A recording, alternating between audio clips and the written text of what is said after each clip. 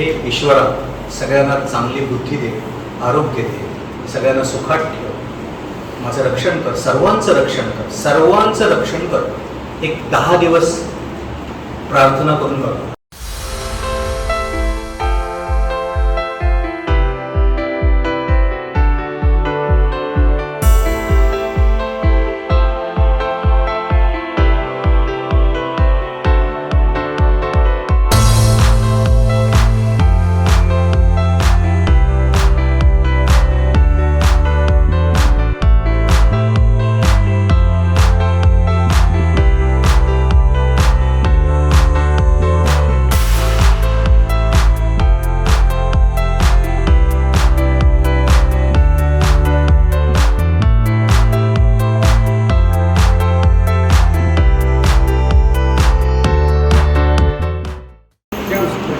नमस्कार, सुप्रभात. श्री विजयदुर्गा देवस्थान केरी फोंडा दरवर्षी विविध धार्मिक, सांस्कृतिक आणि सामाजिक उपक्रम हाती घेत असते. त्यानुसार विद्या सहाय्य प्रकल्प ह्या प्रकल्पांतर्गत यावर्षी दिशा 2023 हा 10वीच्या विद्यार्थ्यांसाठी आणि पालकांसाठी आयोजित केला जाणारा अतिशय महत्त्वाचा एक शैक्षणिक उपक्रम आहे. ह्या उपक्रमाचाच एक भाग म्हणून इयत्ता 10वीतील निवडक विद्यार्थ्यांसाठी आज इथे 1 दिवसीय मार्गदर्शन शिबिराचे आयोजन केलेले आहे. विनंती करते अध्यक्ष श्री संतोष देसाई यांना की त्यांनी आजच्या प्रकल्पाविषयी माहिती द्यावी आणि प्रास्ताविक करावे. श्री विजयदुर्गा देवस्थानच्या वतीनं विद्या सहाय्य प्रकल्प याची सुरुवात झालेली आहे. श्री स्वश्री केशरबाई हायस्कूलच्या 10वीच्या गुणवत्ता यादीत आलेल्या मुलांचा कौतुक सोहळा आम्ही केला आणि त्या दिवसापासून या विद्या सहाय्य प्रकल्पाची सुरुवात झाली. स्पर्धेच्या युगात आपण वावरतो आणि स्पर्धेची तयारी आपण शालेय जीवनापासून करायची असते आणि याच्यासाठीच आम्ही हा विद्या सहाय्य प्रकल्प हा सुरू केलेला आहे. आणि या प्रकल्पामध्ये केवळ आर्थिक सहाय्य नसून विविध शैक्षणिक उपक्रम राबवणं, तसंच आज आपल्या गोव्यातले नावाजलेले शैक्षणिक क्षेत्रातील ज्यांनी उत्तुंग असं काम केलेलं आहे, प्राध्यापक Sapre sir, Anil sir, Betkikar sir हे इथं आहेत आणि मुलांनी अभ्यास कसा करावा याविषयी आज हे उद्देश एवढाच आहे की आपल्या गावातली मुलं ही प्रतिभावंत असतात, त्यांच्यामध्ये कष्ट करण्याची तयारी असते, फक्त त्यांना मार्गदर्शन लागतं. आणि माझं स्वतःचं असं मत आहे की या मुलांनी तर मनावर घेतलं आणि त्यांना योग्य दिशा दिली तर कुठल्याही शहरातल्या मुलापेक्षा ही मुलं सरस असतात आणि कॉम्पिटिशनमध्ये ती नेहमीच पुढे येऊ शकतात, फक्त त्यांना मार्गदर्शन लागतं. हा उद्देश ठेवून आम्ही हा प्रकल्प सुरू केलेला आहे, जेणेकरून शैक्षणिक क्षेत्रामध्ये आपण सर्वांनी भरारी घ्यावी, आपलं स्वतःचं असं व्यक्तिमत्व एक उभावं आणि आपण आपल्या राज्यासाठी, देशासाठी भरीव असं काम करावं. तसंच सगळ्या मान्यवरांचं मी स्वागत पण करतो आणि मी माझ्या वाणीला विराम देतो. धन्यवाद. विनंती करते प्राध्यापक सामंत सरांना की त्यांनी ह्या सत्राला सुरुवात करावी. तर मी साधारण 30 वर्ष हायस्कूल आणि त्यानंतर हायर सेकंडरीमध्ये मुलांना शिकवतो.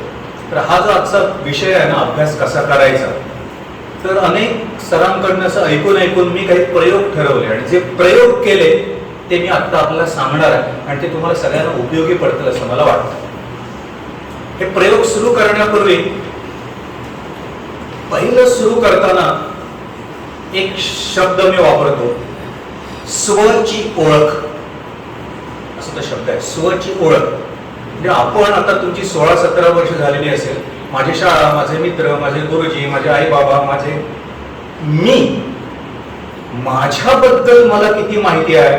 आता मला अभ्यास SSCचा पुढचा जो करायचा आहे त्या संदर्भात मला काय करायला पाहिजे ठरवायचं आहे, तर त्याच्यापूर्वी मी कसा आहे, मी काय करतो याची मला माहिती असायला पाहिजे. आणि म्हणून मी नेहमी 11वी-12वीला शिकवायचो, साधारण 20 वर्ष शिकवलं. पहिल्या दिवशी प्रवेश केला की 2 प्रयोग जे करायचे ते प्रयोग मी आपल्याला आता सांगतो. पहिलं म्हणजे स्वतःची ओळख. त्याच्यासाठी मी काही प्रश्न काढलेले होते. तुम्ही हे प्रश्न जे आहेत ते वाटलं तर त्याचे कीवर्ड्स नुसते लिहून घ्यायचे, परंतु आज घरी गेल्यानंतर पहिली गोष्ट सरांनी आता इतकं सांगितलं त्याची जर फर्स्ट स्टेप, पहिलं पाऊल जर पुढे पडायचं असेल तर मला माझी माहिती असली पाहिजे ना. मी वाचून दाखवतो, तुम्हाला ते सगळं लिहून घेण्याची गरज नाही, पण निदान घरी गेल्यानंतर हे प्रश्न आहेत आणि त्या प्रश्नांची उत्तरं घेतल्याशिवाय मला अभ्यास माझा कुठे आहे, अभ्यासाच्या संदर्भात मी कुठे आहे हे जर समजलं नाही तर पुढे कसं जायचंय कसं समजेल. आणि म्हणून पहिली गोष्ट याच्यामध्ये अभ्यासाच्या तंत्राविषयी पुढे काय काय करायचंय आणि सप्रे सरांनी जे सांगितलं त्याच्या संदर्भातील जे प्रश्न आहेत. पहिला प्रश्न आहे, मी किती वाजता उठतो? खरं खरं उत्तर आज घरी गेल्यानंतर लिहून घ्यायचं. दुसरं, माझा शाळेत किती वेळ जातो? शाळेत गेल्यानंतर शाळा सुटेपर्यंत. मग त्याच्यामध्ये संध्याकाळी रेमेडियल टीचिंग असेल तोही पकडायचा. तिसरं, मी घरी किती वाजता पोहोचतो? चौथं, दुपार ते संध्याकाळ 1 टप्पा आणि संध्याकाळ ते रात्री झोपेपर्यंत मी अभ्यास नव्या मी काय करतो? घरी गेल्यानंतर जेवल्यानंतर ते संध्याकाळ होईपर्यंत आणि संध्याकाळ ते झोपेपर्यंत मी काय करतो? मी रात्री किती वाजता झोपतो? महत्वाचे प्रश्न आहेत सगळे. तुम्हाला पुढे जर आजपासून खरंच जर काही अभ्यास करायचा असेल तर हा सर्वे केला पाहिजे. आणि आत्ता जरा महत्वाच्या ह्याच्याकडे येतो. मी खरं म्हणजे वेळ असं तर विचारलं असतं, मी होमवर्क सोडून माझा स्वतःचा किती तास अभ्यास करतो? किती तास अभ्यास करतो? मला आवडेल मी आत्ता जर विचारलं की मला असं वाटतं की इतरांच्या पेक्षा मी जास्त अभ्यास करतो आहे, असा जर विद्यार्थी आणि विद्यार्थी इथं असेल आणि तिनं जर आत्ता सांगितलं की सर मी 6 तास दररोज होमवर्क सोडून अभ्यास करते, 7 तास अभ्यास करते, 10 तास अभ्यास करते. मी आर्ट्सला असताना एक विद्यार्थिनी होती, ती आता लेक्चरर झाली. तिला मी एकदा विचारलं की तू किती तास अभ्यास करते? सर मी 12 तास अभ्यास करते. आत्ता जे नीटला वगैरे बसणार आहेत, IIT ला वगैरे जाणार आहेत ना, असे किती विद्यार्थी आता सप्रे सर आहेत ना, त्यांच्या शाळेतली एक विद्यार्थिनी अभ्यासाचा वेळ तुम्हाला सांगू का, रात्री 8 वाजता अभ्यास सुरू करायची आणि 3 ते 3:30 पर्यंत अभ्यास करायचे. मेरिट लिस्ट मध्ये आहे. मी उदाहरण काढतो, मी माझे होमवर्क सोडून स्वतःचा अभ्यास किती करतो? आज हा पहिला प्रश्न ते लिहिलं पाहिजे, असं नुसतं विचार करून नाही, हे आज लिहिलं पाहिजे. पुढे ज्याच्याबद्दल बेतकेकर सर जास्त बोलतील, मी त्याच्यामध्ये तपशिलात जात नाही. मी अभ्यास करतो म्हणजे काय करतो? म्हणजेच मी अभ्यास कसा करतो? मी अभ्यास कसा करतो? मी काही प्रश्नही विचारत नाही, कारण पुढे सर याच्याबद्दल बोलतील. दुसरा छोटे छोटे प्रश्न आहेत पण महत्वाचे. मी अभ्यास कुठे करतो? कुठल्या जागेवर करतो? तुम्हाला आता सरांनी संपवताना म्हटलं की मला या वर्षी डिस्टिंक्शनच नव्हे तर मला अगदी खूप 90% पेक्षा वरती मार्क्स मिळवायचे आहे, तर माझ्याकडे आता जर पेन असतं तर मी असं एक पॉइंट दिला असता, 1 2 3 4 5 6 7 8, आणि हे सगळे प्रश्न त्याच्या संदर्भात आहेत. हे सगळे उत्तर मिळवल्यानंतर मला यावर्षी 90% किंवा जे काही माझं ध्येय आहे ते पोहोचू शकेल का, त्याचं उत्तर देता येईल. त्याच्यामध्ये छोटे छोटे बिंदू आहेत. मी शाळेत येताना टिफिन बॉक्स आणतो का, आणि त्याच्यामध्ये माझी आई किंवा मी काय घेऊन येतो? अभ्यासाच्या सवयीसाठी हे महत्वाचं आहे. दुसरं, मी दुपारी काय जेवतो? भोजन. तिसरं, मी शाळेत येताना वॉटर बॉटल आणतो का, आणि मी पाणी किती पितो दिवसातून, मी पाणी किती पितो का. एक सगळ्यात महत्वाचा म्हणजे गेल्या 20 वर्षामध्ये ही मुलं अभ्यासामध्ये पुढे जाणार की मागे राहणार हे तपासायचे जे अनेक, जसे डॉक्टर थर्मामीटर घालून ताप तपासतात ना, तसा अलीकडे विद्यार्थ्यांना ताप देणाऱ्या ज्या अनेक गोष्टी आहेत त्यातला एक सगळ्यात महत्वाचं यंत्र आहे, मी मोबाईल किती वेळ पाहतो. हे प्रामाणिकपणे उत्तर लिहिण्यासारखं आहे. मी मोबाईल किती वेळ पाहतो. आणखी एक महत्वाचं हे आहे की करायला पाहिजे अशा गोष्टी अलीकडे मुलं विसरली आहेत आणि करायला नको त्या गोष्टी खूप वेळ करतात. त्यातला एक मुद्दा असा आहे, मी किती वेळ घराच्या बाहेर काही फिजिकल खेळ खेळतो. मी मोबाईल गेम्स आणि घरात बसून आणखी काय म्हणत नाही, बाहेर थोडासा घाम येईल, थोडंसं काहीतरी धावायला लागेल, असं काही खेळतो का थोडा वेळ तरी. आणखी एक महत्वाचा अभ्यासाच्या याच्यामध्ये ज्या अनेक पद्धती आहेत त्याच्यामध्ये मित्र हे शत्रूही होऊ शकतात अभ्यासात आणि मित्र हे मला सहाय्यकही होऊ शकतात. प्रश्न असा आहे, माझे जवळचे मित्र किती आणि कोण, या प्रश्नाचं उत्तर आज घरी जरा लिहून काढायचं. आणि त्याच्या पुढचा प्रश्न, मित्र आणि तुम्ही कसा वेळ घालवता. आणि आणखी बरेच प्रश्न याला ऍड करता येतील, पण आणखी एक प्रश्न असा आहे की सकाळी उठल्यापासून रात्री झोपेपर्यंत अशी काही मिनिटं तरी मी शांतपणे असं बसतो का आणि माझ्याबद्दल थोडासा विचार करतो का, की मी 8वीत, मी 7वीत, मी 6वीत आणि आत्ता मी पुढे आता SSC ला करणार आहे, आतमध्ये ज्याला उतरणं, शांत बसणं, असं काही करतो का. ह्या प्रश्नांची उत्तरं आज जर तुम्ही नुसते बोलून नाही लिहून काढले नाहीत तर आपलं अभ्यासातलं पाऊल पुढे पडणार नाही. तर ही पहिली, त्याला म्हणतात स्वची ओळख.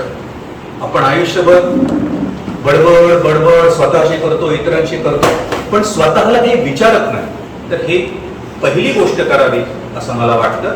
आणि निश्चित जे प्रामाणिकपणे आज आणि आजच जे करतील ना, त्यांना पहिल्यांदा मी कुठे उभा आहे, माझ्याकडनं काय होतंय सध्या आणि माझ्याकडे काय एनर्जी आहे, मी पुढे काय करू शकेल, याचा शोध आपल्याला, याचा काही मॅप, याचा काही नकाशा आपल्याला काढता येईल. दुसरा प्रश्न मी तुम्हाला विचारतो. अनेकदा असं होतं की आपल्या प्रॉब्लेम बद्दल आपले शिक्षक आणि पालकच सांगतात, पण आपण कधी आपले प्रॉब्लेम, मी तुम्हाला आत्ता विचारले, tell me your problems that you are facing at your classroom, in your classroom. तुमच्या क्लासरूम मध्ये तुमचे अभ्यासाचे प्रॉब्लेम्स काय आहेत, असा एक प्रश्न. आणि दुसरा प्रश्न, तुमचे घरी अभ्यास करतानाचे प्रॉब्लेम्स काय आहेत, असा जर मी तुम्हाला विचारलं तर ते कधी तुम्ही स्वतःला विचारलेत का प्रॉब्लेम्स. जे तुम्ही आता इतकी वर्ष शाळेमध्ये जाता आहात, टीचर्स तुम्हाला शिकवतात, तेव्हा टीचर्सच्या बाबतीतले तुमचे प्रॉब्लेम काय आहेत हे सगळे जर काढले तर तुम्हाला 3 महत्वाचे प्रॉब्लेम ते आपल्याला सॉल्व्ह करायचे आहेत. एक महत्वाचा, I can't understand 100% what ever the teacher teaches in the classroom. मला शिक्षक जे शिकवता आहेत ते 100% I can't understand. Sometimes 35%, sometimes 40%, sometimes 90%, once in a year 100%. जे मॅथ्स सारखे विषय आहेत, can't understand 100%.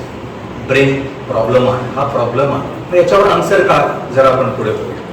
Next problem, yes, sometimes I can understand 90%, 99%, sometimes 100%, but I can't memorise. मला आज ते कळतं, शाळेत शिक्षकांनी शिकवलं ना, आज कळतं आणि मला वाटतं कळलं, परंतु परीक्षा येईपर्यंत पाऊस पडतो आणि पाणी वाहून जातं. तसं इथं जे काही असतं शिकवलेलं ते मेमरीतून निघून जातं. आय कांट मेमराइज, माझ्या स्मरणात राहत नाही. हा आपला दुसरा प्रॉब्लेम आहे. आणि तिसरा प्रॉब्लेम, सरांनी जिथं आपलं भाषण संपवलं अर्जुनाचा तो परीक्षेचा एपिसोड, तर त्याच्यामध्ये प्रॉब्लेम हा आपलाच आहे ना, आपण सगळेजण अर्जुनच आहोत. कुठला प्रॉब्लेम असं आहे का इथं कोणी की मला खूप मेरिटमध्ये यावंसं वाटत नाही, मला डॉक्टर इंजिनियरचं व्हावंसं वाटत नाही, मला अभ्यास करावा असा वाटत नाही असा कोणीही विद्यार्थी नाही. इथं बसलेल्या प्रत्येक विद्यार्थ्याला वाटतं की मी खूप अभ्यास करावा. पण प्रॉब्लेम काय आहे, मी अभ्यास करायला बसलो की माझं लक्ष, माझी एकाग्रता, असं सरांचा शब्द कॉन्सन्ट्रेशन, माझं त्या अभ्यासामध्ये लागत नाही. आत्ता मी स्वची ओळख आपली झाली, आपण कुठे आहोत. दुसरं, माझ्यासमोरचे प्रॉब्लेम्स मेजर कुठले आहेत ॲट द रूट लेवल.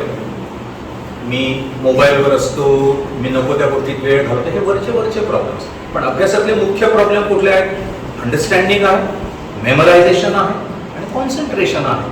मी या संदर्भात एक गोष्ट मी तुम्हाला सांगू इच्छितो, ती कदाचित तुम्ही ऐकलेली असेल, पण ती वैज्ञानिक अशा प्रकारची एक गोष्ट आहे ती आपल्याला माहीत असली पाहिजे. कशाबद्दल, प्रॉब्लेम्स रिलेटेड टू ब्रेन आहेत ना, मग या ब्रेन बद्दल आपल्याला काही माहिती नको का.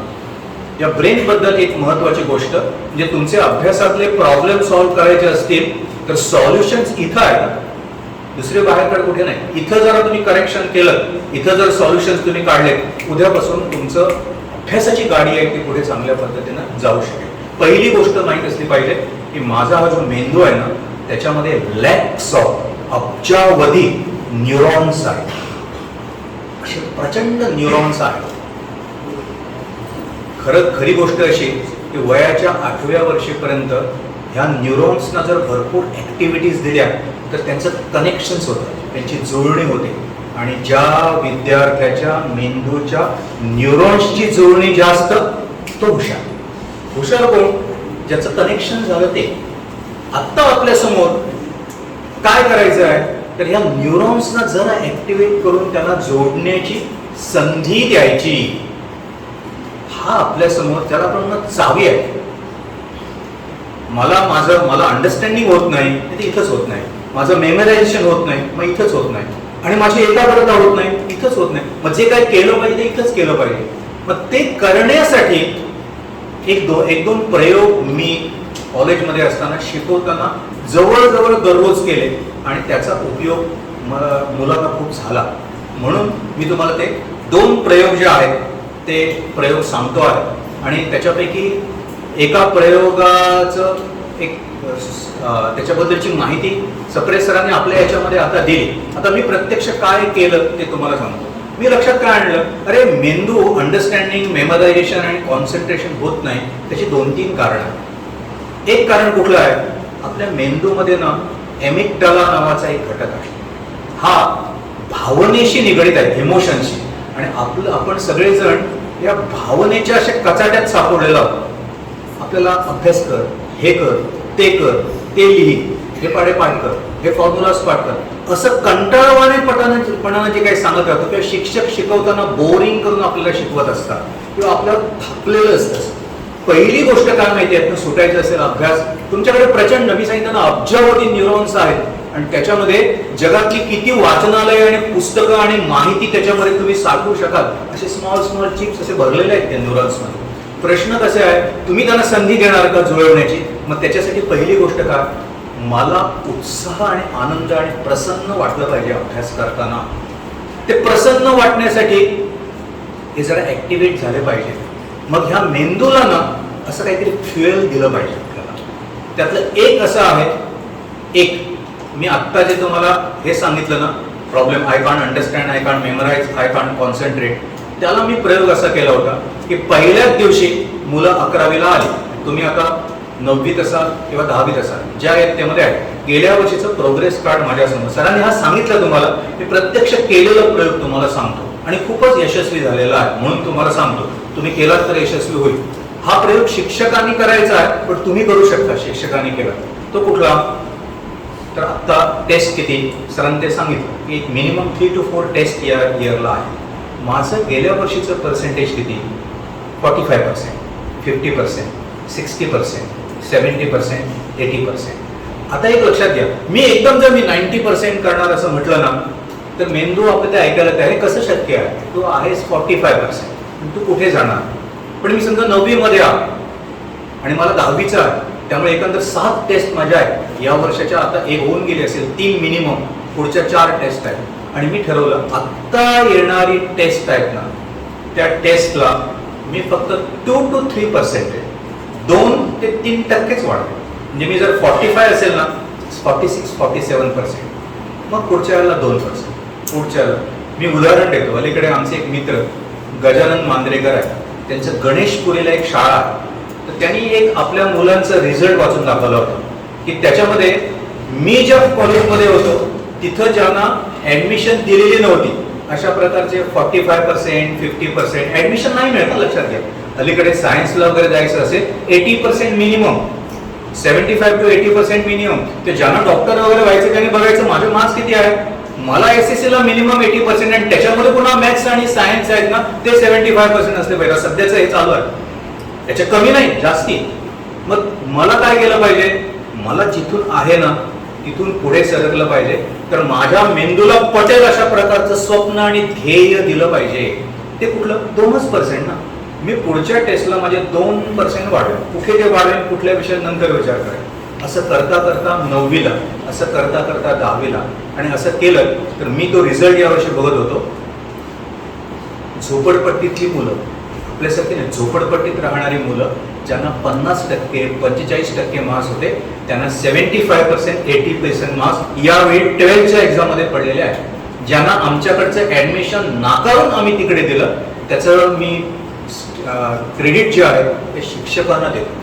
की नापास होणाऱ्या आणि खचलेल्या मुलांना हे जे ओपन स्कूल असतात ना तिथं अलीकडे हे मिळत नाही, ऍडमिशन कोणाला देत नाही, त्यांना ऍडमिशन दिलं.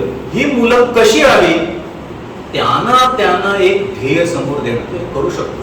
तर तुमच्यापैकी इथं बसलेली सगळी मुलं आहेत ना, त्या कल्पना करा देवानं तुम्हाला इतके ते न्यूरॉन्स वैभव श्रीमंती दिलेली आहे. ते किती ते इन्फॉर्मेशन, फक्त कसं आहे की माझ्या या एमिगडालाला मी जरा शांत केलं पाहिजे, त्याला उत्साह दिला पाहिजे. त्याच्यासाठी मी काय करू शकतो, फर्स्ट त्याला एक ध्येय द्या. तर आज काय करायचं, घरी जायचं आणि कॅल्क्युलेशन करायचं. आत्ता 3 टेस्ट, पुढच्या वर्षी 10वीला 3 टेस्ट, मला वाटतं 10वीचीच मुलं आहेत, 10वीचीच. म्हणजे या वर्षी एकंदर 3 ते 4 टेस्ट, मिनिमम 10% मी वाढू शकेन. मी जर 80 असेल तर 90, 70 असेल तर 80. आणि ज्या मुलाला माहिती आहे माझ्याकडे खूप हुशारी आहे पण आतापर्यंत मी काही केलंच नाही, 15%, 20% सुद्धा मुलं विद्यार्थी वाढवू शकतात. प्रोव्हाइडेड आज घरी जाऊन कागद घ्यायचा, मार्कर घ्यायचा आणि त्याच्यावर लिहायचं 90. हा तुमचा जादूचा आकडा आणि तो कुठं लावायचा, ज्या घरातल्या भिंतीवर तुम्हाला जाता येताना परत परत दिसलं पाहिजे. 90%, 90%. आणि आपल्या डोक्यात काय, जस्ट 2%. या टेस्टला मी जस्ट 2% वाढवणार, 2 to 3%. तुमच्या असं लक्षात येईल की अनेकदा मला आत्ता करावं असं वाटतं. आज तुम्ही आलात ना, मला भरपूर मार्क्स मिळवायचे वाटतात, परंतु माझ्या मनामध्ये ते रुजत नाही. ध्येय जे आहे ते रुजण्यासाठी लिहिणं पुन्हा पुन्हा पुन्हा बघणं. एक झालं जे तुम्हाला मोबाईल बघावं असं वाटलं, आपल्या मित्राबरोबर बोलावं असं वाटलं, बाहेर कुठे जाऊन काही करावं असं वाटलं, झोपावं असं वाटलं, तर जाताना तुम्हाला दिसलं पाहिजे. जाताना तुम्हाला भिंतीवर लावले ते तुमचं ध्येय दिसलं पाहिजे आणि जागं करणं, सतत स्वतःला जागं करणं. दुसरा मी प्रयोग जो केला तो खूपच उपयोगी झाला म्हणून तुम्हाला सांगतो. ते आजपासून करायला हरकत नाही. अभ्यासाला बसताना किंवा शाळेत वर्गामध्ये एक पिरियड संपला की दुसरा पिरियड येईपर्यंत एक 2-3 मिनिटं तरी असतात आणि काही शिक्षक खूप आरामात येत असतात आणि ते शिक्षक सगळ्यांना आवडतात, खूप उशिरा येतात.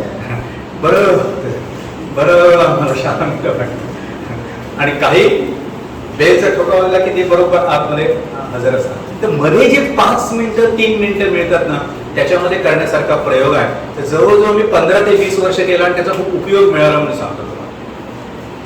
हे एक पहिलं म्हणजे माझं ध्येय कुठलं हे मला कळलं. आता what are my problems, understanding, memorisation, concentration.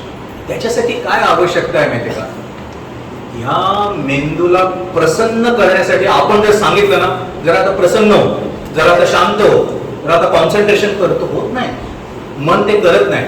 मग त्याला उपाय काय, तो जो प्रयोग मी केला होता तो सक्सेसफुल आहे म्हणून तुम्हाला सांगतो, तो तुम्ही करायला हरकत नाही. तो उपाय कुठला माहितीये का, की मी वर्गात गेल्यानंतर कधीही पहिली 5 मिनिटं शिकवली नाहीत, कधीही नाही. पहिली 5 मिनिटं शिकवायची नाही, शिकण्यासाठी तयार करण्यासाठी.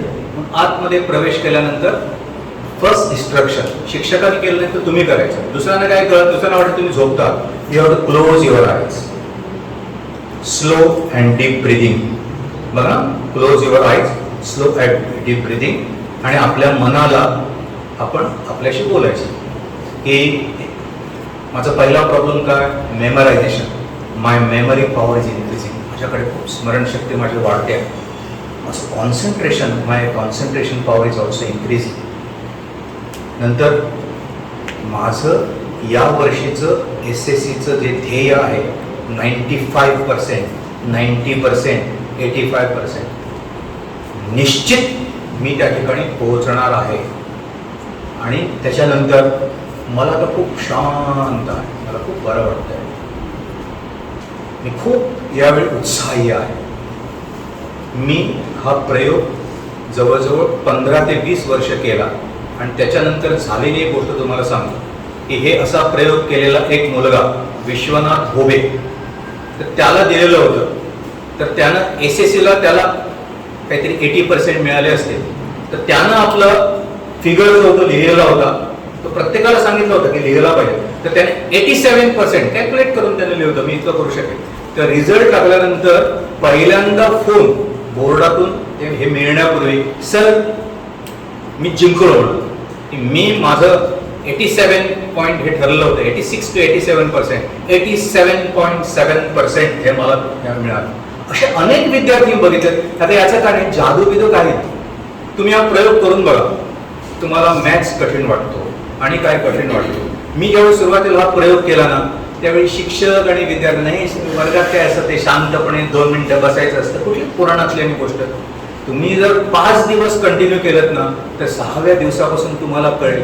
मी तुम्हाला खरं सांगतो, इथोवर मला 100 मुलं असायची लँग्वेजला, मराठी शिकवायला हायर सेकंडरीमध्ये वर्गामध्ये. मला कधी एखादा मुलगा मला डिस्टर्ब करतो आहे असा अनुभव आयुष्यामध्ये कधी आला नाही.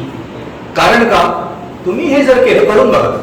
अभ्यासाला बसणार आहात घरी, तेव्हा एकदम ती पुस्तकं घेणं, पेनं घेणं आणि सुरुवात करणं नाही. शांत बसणं, स्लो अँड डीप ब्रिदिंग. त्याचा काय फायदा होतो, हा जो मेंदू आहे ना त्याला ऑक्सिजन जास्त हवा असतो, तो आपण देतच नाही. तो ऑक्सिजन कसा मिळतो, तुम्ही जो श्वास घेता तो श्वासातला ऑक्सिजन हिमोग्लोबिन मध्ये मिसळतो आणि थ्रू हिमोग्लोबिन ऑक्सिजन इथं मिळतो आणि तुम्ही तो मिळूच देत नाही. सिंपल. तुमचा मेंदू उत्साही का नसतो, सायंटिफिक रिझन आहे. मन नव्हे, मेंदूला फ्युएल जे पाहिजे, पेट्रोल चालायचं असेल त्याशिवाय गाडी चालत नाही. याला तुम्ही ऑक्सिजन दिला, मग त्याला उपाय काय, स्लो अँड डीप ब्रिदिंग. बाकीचे विचार जर आले तर झालं ना, धड धड धड धड झालं. ज्याचे श्वास फास्ट, त्याच्या मनामध्ये नको असलेले विचार फास्ट, त्याचा अभ्यास सुद्धा खाली कोसळणार. आणि ज्याचा श्वास शांत, त्याचं मन शांत, त्याचे विचार शांत, त्याचा मेंदू उत्साही, प्रसन्न आणि ऍक्टिव्हेट झालेला असतो. हे न्यूरॉन्स ऍक्टिव्हेट करण्यासाठी स्लो अँड डीप ब्रीथिंग. त्यामुळे अनेकदा आपल्याला ते ऐकून ना शब्द झिजलेले वाटतात. योगा, प्राणायाम वापरून नका ते शब्द. स्लो ब्रीदिंग टेक्निक्स हा शब्द वापरा, जरा बरं वाटतं. Breathing techniques. आणि अनुलोम विलोम, कपाल भाती असं म्हटल्यानंतर ते रामदेव बाबा आठवतात. हे आपल्याला इतकं हे म्हातार झाल्यानंतर करण्यात. ब्रीदिंग टेक्निक्स असं म्हटल्यानंतर एकदम बरं वाटतं. Follow it. हे प्रयोगानं मी तुम्हाला सांगतोय की तुम्हाला अभ्यासामध्ये पुढे तुम्हाला प्रचंड शक्ती मेंदूमध्ये दिलेली आहे. ती करायची असेल तर हे 2 प्रयोग मी तुम्हाला सांगितले की तुमचा शॉर्ट टर्म गोल, मला या पुढच्या टेस्टला शॉर्ट टर्म गोल आणि लॉंग टर्म सुद्धा माहीत असला पाहिजे. आणि तो साध्य करण्यासाठी ज्याच्या आधारे मी मेंदूचा अभ्यास करणार आहे, त्या मेंदूचा फ्युएल जे आहे ते शांत बसणं आणि सावकाश श्वास घेणं हेच आहे. आणि ते प्रयोगानं सिद्ध झालं म्हणून सांगतो. मला शिकवताना कोणी मुलगा डिस्टर्ब करतो असं कधी मला माझ्या आयुष्यामध्ये खरंच सांगतो तुम्हाला. तर त्याचं हे तंत्र त्याला उपयोगी पडलं असं मला वाटतं. दुसरी गोष्ट, ह्या मेंदूला ऍक्टिव्हेट करण्यासाठी जसा श्वास आहे ना, तसं एक शब्द वापरतात, क्युरिओसिटी किंवा जिज्ञासा. माझ्या मेंदूला जिज्ञासा ज्यावेळी निर्माण होते ना, त्यावेळी अभ्यास बरोबर त्याच्यामध्ये मी इन्व्हॉल्व होतो. जिज्ञासा. शाळेमध्ये नुसते फॉर्म्युला शिकवलं नाही, पण एखादी गाडी अशी काढून दाखवलं किंवा एरोप्लेन दाखवलं आणि त्याला दिशा कशी दिली जाते त्याचे पंखे कशात ओढ. मी याच्या सहाय्यानं जर तुम्हाला सांगितलं ना तर ते मला कळतं. याचा अर्थ काय, तुमच्या मनातील जिज्ञासा मी जागवतो. आपल्याकडे जुन्या काळात ना तुम्ही काढून बघा, सगळे मोठे मोठे ग्रंथ झाले आहेत ना, त्याच्या पूर्वी सुरुवातीला तुम्हाला वाक्य आढळेल कुठलं, अथा तो ब्रह्म जिज्ञासा, अथा तो नृत्य जिज्ञासा, अथा तो भक्ती जिज्ञासा.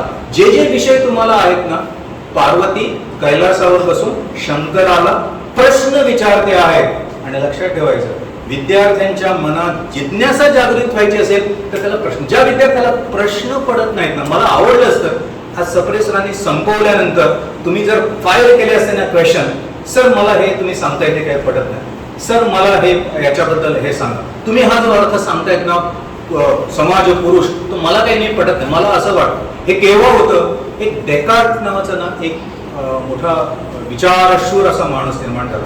त्याचं एक तंत्र ना, बाकीचं त्याचा सोडा, एक तो काय म्हणतो, डाऊट एव्हरीथिंग.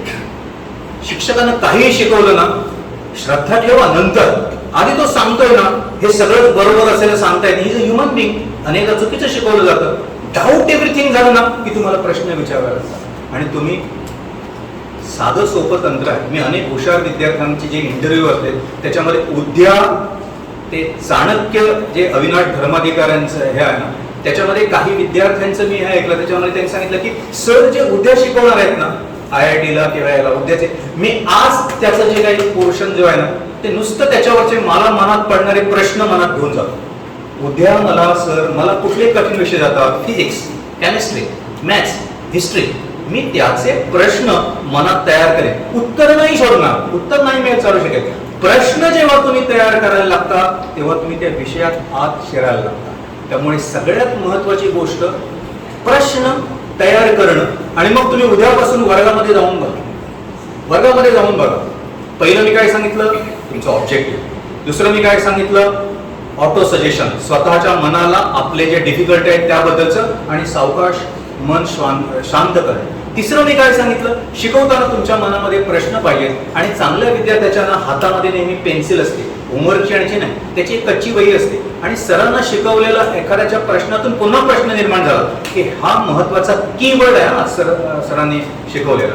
मी आज तुम्ही इकडे बसलेला होता ना, तेव्हा मी तिकडे बसलेलो होतो आणि इकडे बसलेल्या मुलांचे चेहरे अरे सप्रे सर बोलताय, कारण मला ही गोष्ट माहितीच नाही. जेवणाची गोष्ट मी ऐकली होती, ती अभ्यासाला त्यांनी अशी जोडली, मला कधीतरी या गोष्टीचा पुढे उपयोग करता येईल.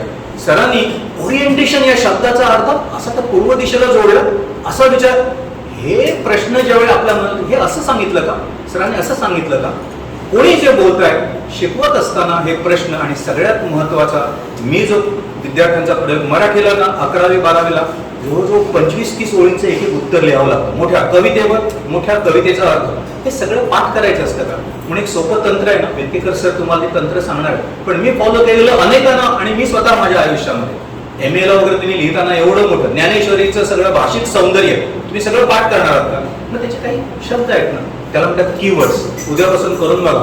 तुमची वही, तुम्ही SSC ला परीक्षेला बसणार आहात त्याच्या आधी अभ्यास करण्यासाठी तयार आहात की नाही हे मला केव्हा कळेल. तुमच्या मार्जिन मध्ये इकडे उत्तर लिहिलेलं आहे आणि या 3 ओळीचा हे कीवर्ड आहे, या 3 ओळीचा हा कीवर्ड आहे, या एका ओळीचा हा. अशा म्हणून माझ्या ओळीचा संपूर्ण जे उत्तर आहे ते आहे 20-25 ओळी, पण माझे शब्द किती आहेत मार्जिन मध्ये, 7 ते 8 शब्द. सगळ्या कवितेचा अर्थ यात ते 7. आणि मग मला लँग्वेजचा अभ्यास झोपताना करता येतो, आराम करताना. मी थकलोय ना मॅथ्स वगैरे करून, तर मी तो कागद तिथे ठेवतो शांतपणे.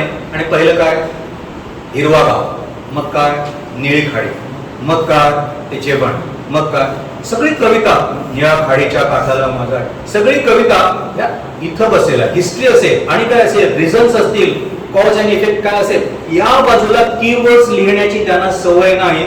ते परीक्षेच्या वेळी हवालदिल होतात. अनेकदा बघितलं मी, मला सर 2-3 तास मला ब्लँक झालोय. मी किती विद्यार्थी मला सांगू, सर मला ब्लँक झालोय, मी ब्लँक झालोय.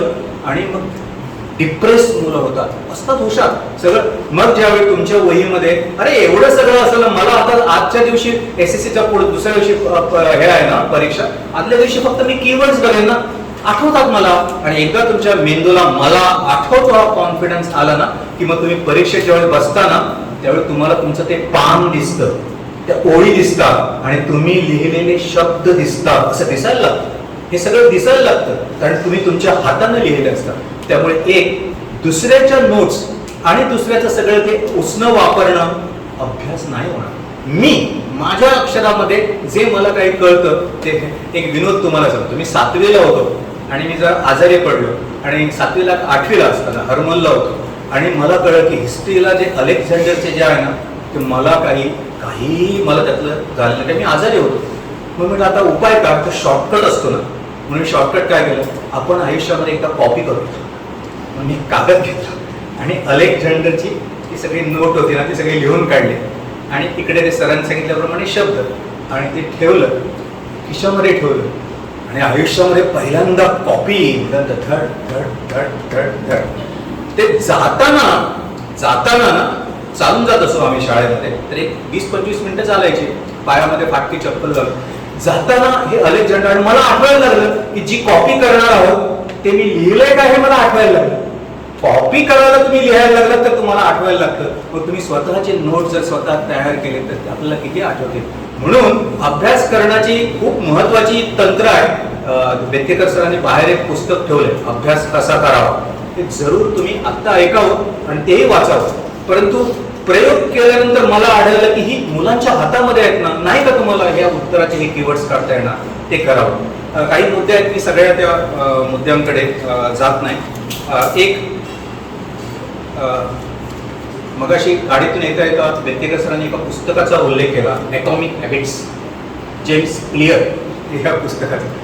मी तर असं म्हणेन ना की सगळ्या विद्यार्थ्यांनी मध्ये सुटी असेल केव्हा तरी त्याचं इंग्लिश आणि मराठी वर्षाने आहे. तो काय म्हणतो माहितीये का, आत्ता तुम्हाला सप्रे सरांनी इतकं सांगितलं, अरे किती कठीण आहे अभ्यास करणं. तर तो काय म्हणतो माहितीये का, एव्हरी डे 1% इन्क्रीज. तुम्ही वाईट सवय जर आज लावली, त्याने उदाहरण कुठलं दिलं, हा जेम्स क्लिअर कोण होता माहितीये का, तुमच्यासारखा 8वी मध्ये असताना तो बेसबॉल खेळायला शाळेच्या याच्यामध्ये असताना समोरचा जो गडी होता त्याची बॅट हातातून सुटली आणि ती अशी येऊन त्याच्या नाकावर पडली. 32 ठिकाणी नाक चिरडले गेलं. बघा, त्याला बेसबॉलचं अमेरिकन खेळाडू व्हायचं होतं. त्याला हॉस्पिटलमध्ये नेण्यासाठी हेलिकॉप्टर आणण्यात आलं आणि हेलिकॉप्टर मधून तिकडे त्या याच्यामध्ये ICU याच्यामध्ये त्याला नेण्यात आलं आणि मग त्याला जवळजवळ 5-6 महिने गेले. आता याचं स्वप्न काय होतं, मी बेसबॉलच्या याच्या टीम मध्ये जाणार. आणि मग त्यानं सुरुवात केलं की मला काहीतरी केलं पाहिजे.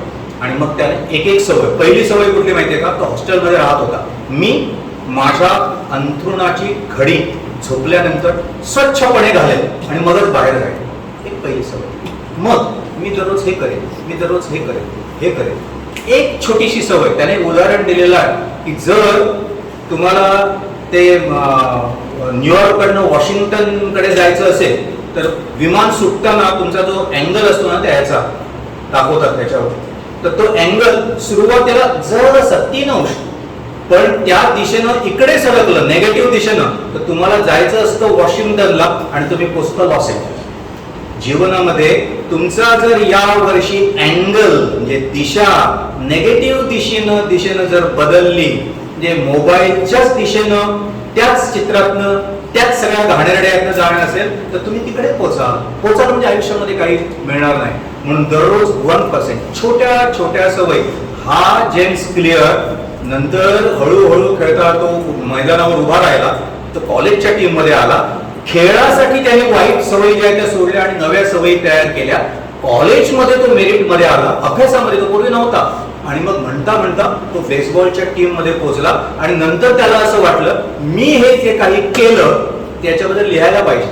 म्हणून त्यानं पहिल्यांदा वर्तमानपत्रातून छोटे लेख, नंतर ब्लॉग जे लिहितात फेसबुकवर, तशा पद्धतीनं त्याचे YouTube चॅनल तयार केलं.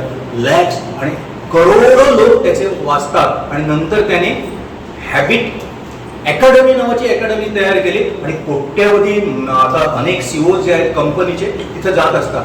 त्यानं कारण काय केलं आता मला सांगा, त्याच्या जीवनामध्ये घडलेली गोष्ट की मी पूर्णपणे, तुमची तर नाकाची हाडं मोडलेली नाही, तुम्हाला तर घरी खाण्या जेवणाला काही प्रॉब्लेम नाही, आपल्याला काही देवानं किती सुंदर शरीर दिलेलं आहे, अशा वेळी छोटीशी गोष्ट उद्यापासून करेल. म्हणजे सरांनी सांगितलं ना की मी आता दररोज, म्हणून मी पहिला प्रश्नावली, मी किती वाजता उठतो, मी मित्राबरोबर किती वेळ घालवतो, मी मोबाईलमध्ये किती वेळ घालवतो. मी एकदा घडलेली गोष्ट. कॉलेजमध्ये असताना एक हुशार मुलगी आली आणि मी काय केलं होतं त्यावेळी, सरकारचा नियम होता की कॉलेजमध्ये मोबाईल वापरायचे नाही, म्हणून मी सर्क्युलर काढलं की कोणीही मोबाईल वापरायचे नाही. मग काही पालक आणि म्हणायला लागले, सर आम्हाला पेडण्याहून यावं लागतं. मी सांगितलं कसं आहे का स्कूटरवरून नेण्यासाठी, मग छोटे मोबाईल वापरा, त्याच्यामध्ये चित्र दिसत नाही, नुसतं मी आलोय पोचलोय हे करणं. एक दिवस एक मुलगी आली आणि मला विचारले, सर तुम्ही सर्क्युलर नीट वाचलेलं नाही असं ती मला म्हणाली. मी नेहमी विद्यार्थ्यांना प्रेरणा देतो असे प्रश्न विचारतो. म्हणजे का म्हणते, नाही ते सर्क्युलर नीट वाचा, त्याच्यामध्ये असं लिहिलंय की शाळेच्या प्रांगणामध्ये मोबाईल वापरायला बंदी आहे असं लिहिलंय, मोबाईल आणायला बंदी आहे असं कुठे लिहिलंय. तुम्ही जे आमच्या शिक्षकाकडे आमच्या पर्स तपासता आणि हे तपासता, अनेकदा तुम्हाला चिंता असेल ना तर ती शक्ती तुम्हाला काही उत्तरं देते. तर मला लगेच आतून एक उत्तर आलं, तर मी त्याला शांतपणे मला, हे बघ तू उद्यापासून मोबाईल वापरलास ना तर तुला शिक्षा नाही, पण न वापरता आणलास ना तर तुला, कारण का तू पर्समध्ये जेवशील न वापरता ठेवशील ना त्यावेळी तुम्हाला प्रत्येक तासाला 5-5 मिनिटानं त्या मोबाईलमध्ये कुणाचे काय मेसेजेस आहेत, कुणाचे काय फोटोज आहे, काय आणखी आहे जे इतरांना माहिती नाही, मलाच माहिती आहे, हे क्षणाक्षणाला आठवेल. Your mind will be distracted. तुझं मन अभ्यासापासून विचलित करेल ते नुसता आणला तर. त्यामुळे माझा अनुभव असा आहे, म्हणजे मी तर होम विजिटला एक विद्यार्थी नापास होणार होती, त्याच्या आईला सांगितलं आम्ही एक गोष्ट करणार, ती 2 दिवस रडेल पण काही हरकत नाही, मोबाईल काढून घेतला. परीक्षा झाली ना की तुला किती मुलं मी तुम्हाला सांगू की ज्यांचे मोबाईल काढून घेतले आणि ते पास घेतले. मी आपल्याला एक विनंती करेन, इथं असणारे शिक्षक, इथं असणारे पालक आणि त्यांच्यापेक्षा तुम्हाला विनंती करेन, मी ना सामान्य विद्यार्थी म्हणून मरणार नाही. माझे वडील शेतीच करत असतील, क्लार्क असतील किंवा आणि मला मोठं व्हायचं आहे असं ठरवत आहात का? मग तुम्ही आता बघा जगातल्या मोठ्या मोठ्या कंपनीचे सीओज आहेत ना, जरा वाचा ना, कोणीही या फेसबुकमध्ये आणि मोबाईलमध्ये नसतो, ते पुस्तकात असतात. तुम्ही आत्ता पुस्तकात म्हणजे तुमच्या टेक्स्टबुकमध्ये, त्याच्या आधारे असणाऱ्या गाईड्समध्ये, त्याच्या आधारे असणाऱ्या रेफरन्स बुकमध्ये, तुमच्या नोट्समध्ये, आणि तुम्ही बघा पुढच्या 15 दिवसामध्ये ना त्रास होईल. पहिले 15 दिवस मोबाईल बाजूला काढल्यानंतर त्रास होईल. अगदी काय महत्वाचं असेल आईकडे द्यायचा.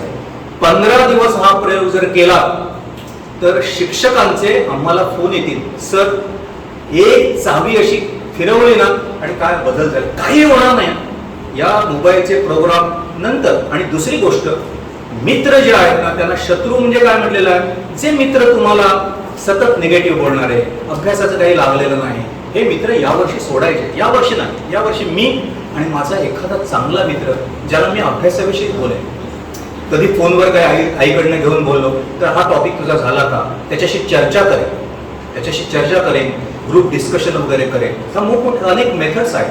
परंतु आता पहिली गोष्ट काय, निग्रहानं निश्चय करून दूर सोडणं. आता हा शब्द घेतो आणि मी थांबवतो, कारण तुमच्यासारखाच मी इंटरेस्टेड आहे, मलाही शिकायचं आहे की मेथड्स पुढच्या खऱ्या काय आहेत, टेक्निक्स, ते बेतकेकर सर घेणार. निश्चय म्हणजे काय, किती उदाहरणं आहेत.